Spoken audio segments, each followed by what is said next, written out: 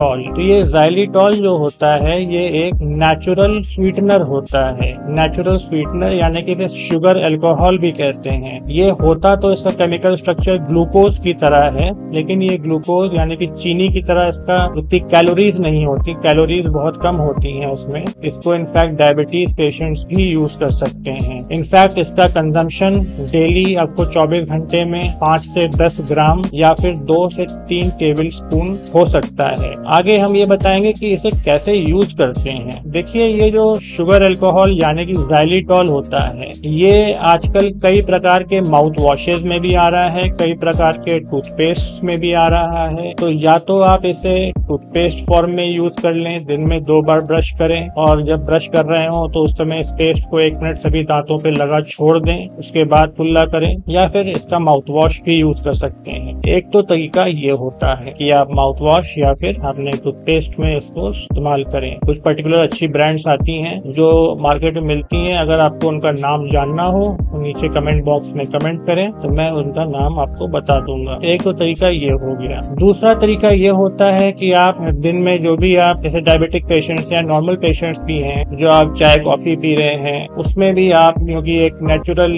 Sweetener होता है, इसको आप एक चीनी की जगह इस्तेमाल कर सकते हैं। लेकिन ध्यान रखें कि दिन में चाहे जितनी भी कॉफी पिए या फिर और भी कोई मिठाई खाएं, इसका टोटल कंजम्पशन दिन में 5 से 10 ग्राम से ज्यादा नहीं होना चाहिए, यानी कि 2 से 3 टीस्पून से ज्यादा नहीं होना चाहिए। अगर इससे ज्यादा कंजम्पशन भी होगा तो क्या होगा, तो इससे आपका एक साइड इफेक्ट होता है कि आपका पेट खराब हो सकता है, पेट में डिस्कम्फर्ट हो सकता है। तो ध्यान रखें, अगर आप इसको चाय या कॉफी भी डालकर पीते हैं तो इसका मात्रा 5 से 10 ग्राम से ज्यादा नहीं होनी चाहिए। बेस्ट तरीका तो यही है कि आप माउथ वॉश यूज करें और टूथपेस्ट यूज करें। और एक और चीज आती है, xylitol की च्युइंग गम्स भी आती है। च्युइंग गम्स क्या करती हैं कि एक तो आप उनका फायदा ये होता है कि xylitol जो इसमें दांत की कैविटी की हीलिंग प्रॉपर्टीज होती हैं, जहाँ की अगर दांत के कीड़ा लग गया ये उसको ठीक करती है। और ये प्लस अंदर बॉडी में भी एब्जॉर्ब नहीं होती। दिन में आप चाहे इसकी च्युइंग गम्स 5, 6, 7 जितनी भी चबा लें तो कोई नुकसान नहीं हो, अंदर तो जा नहीं रही है। तो इसमें क्या होता है, जब आपके दांत मुंह अपना खोलें शीशे के सामने,